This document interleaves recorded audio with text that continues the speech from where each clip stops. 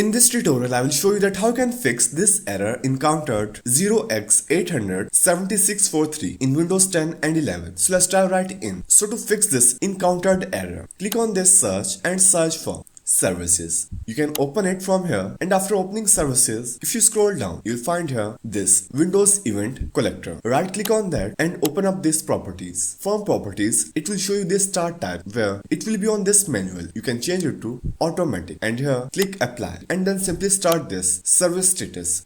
Click OK. And then open again this Windows Event Log. Right click on that and open up its properties. Make sure it will be on this automatic. Click apply and OK. Then open this Windows Update by just right click and open up its properties. From startup type, you can simply change it to automatic and apply. Its service status is running. Simply stop it from here and then start it again. Click OK and close it, and then simply restart your PC. So these were the fixes to fix this error encountered 0x80070643 in Windows 10 and 11. That will help you to fix this Windows Update failed error.